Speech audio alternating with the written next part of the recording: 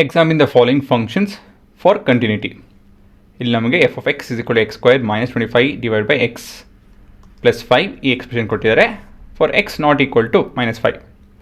ಇದು ಬಿಟ್ಟು ಮಿಕ್ಕಿದ ಕಡೆ ಎಲ್ಲ ಡಿಫೈನ್ ಆಗಿದೆ ಅಂತ ಹೇಳಿ ಇದರ ಅರ್ಥ. ಗ್ರಾಫಿಕಲಿ ಹೇಗೆ ಕಾಣುತ್ತಿದೋ ಇದೆ ನಿಮ್ಮ ಎಕ್ಸ್ಪ್ರೆಷನ್ನು. ಎಲ್ಸ್ ಆ್ಯಕ್ಚುಲಿ ನಾನು ಇಲ್ಲಿ ನೋಡಿ, ಇಲ್ಲಿ ಎಕ್ಸ್ ನಾಟ್ ಈಕ್ವಲ್ ಟು 5 ಈ ಎಕ್ಸ್ಪ್ರೆಷನ್ ಬರುತ್ತೆ. ಅಟ್ -5 ಏನಾಗ್ತಾಯಿದೆ ಅಂತ ಹೇಳಿದ್ರೆ ನಾನು -5ನ ಔಟ್ಪುಟ್ ಕೊಡ್ತಾಯಿದ್ದೀನಿ. ಇದನ್ನು ಬದಲಾಯಿಸಿ 10 ಅಂತ ಮಾಡ್ಕೊತೀನಿ. ಈವನ್ 100 ಹತ್ರ ಮಾಡಿಕೊಂಡ್ರೂ ಒಳ್ಳೆಯದೇ. ಹಾಂ, ಇವಾಗ ಇದೆ ನಿಮ್ಮ ಗ್ರಾಫು, ಆಯಿತಾ? ಸೊ ಇಲ್ಲಿ ನೋಡ್ಬೋದು ಎಲ್ಲ ಕಡೆಯೂ ಡಿಫೈನ್ ಆಗಿದೆ. -5 ಮೇಲೆ, -5 ಕೆಳಗಡೆ. ಅಟ್ -5 ಏನಾಗ್ತಾಯಿದೆ, ಏನಾಗುತ್ತೋ ಅದು ನಮ್ಗೆ ಬೇಕಾಗಿಲ್ಲ. ಏನಕ್ಕಂತ ಹೇಳಿದ್ರೆ ಇಲ್ಲಿ -5 ಬಿಟ್ಟು ಇನ್ನು ಮಿಕ್ಕಿದ್ದೆಲ್ಲ ಯೋಚನೆ ಮಾಡಿ ಅಂತ ಹೇಳ್ತಾ ಇದ್ದಾರೆ. So we don't have to think about -5. ಅದು ಬಿಟ್ಟು ಇನ್ನು ಮಿಕ್ಕಿದ ಕಡೆ ಎಲ್ಲ ಇನ್ನೆಲ್ಲ ಡೊಮೈನ್ ವ್ಯಾಲ್ಯೂಗೂ ದ ಫಂಕ್ಷನ್ ಇಸ್ ಕಂಟಿನ್ಯೂಸ್ ಅಲ್ವಾ? ಸೊ ಅದನ್ನೇ ಇಲ್ಲಿ ನಾವು ಬರೆದು ನೋಡಿಸ್ಬೇಕು. Let's see that belongs to real number other than -5.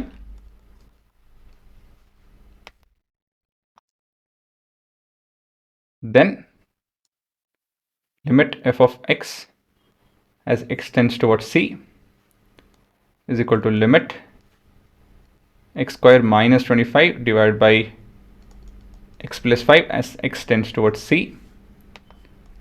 So ಇದು ಸಬ್ಸ್ಟಿಟ್ಯೂಟ್ ಮಾಡೋದು ಅಂತ ಹೇಳಿದ್ರೆ c square minus 25 and 25ನ 5 square ಅಂತ ಹೇಳಿ ಬರ್ಕೊತಾ ಇದೀನಿ. ಏನಕ್ಕೆ ಅಂತ ಹೇಳಿ ಯೋಚನೆ ಮಾಡಿ. divided by c plus 5. This is on direct substitution. ಪ್ರಶ್ನೆ ಏನಪ್ಪ ಅಂತ ಹೇಳಿದ್ರೆ ಇದನ್ನು ನಾವು ಏನಕ್ಕೆ 5 ಸ್ಕ್ವೇರ್ ಅಂತ ಹೇಳಿ ಬರ್ಕೊಂಡ್ರಿ.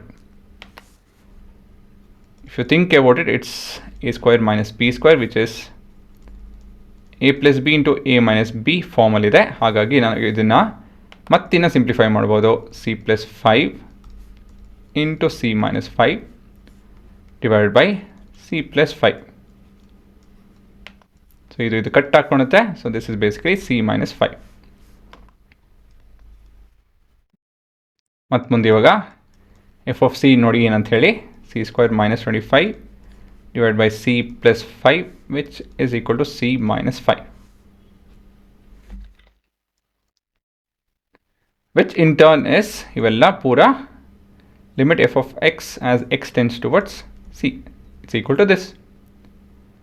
ಸೊ ಹೀಗಾಗಿ the function is continuous for all value of x belonging to R other than -5.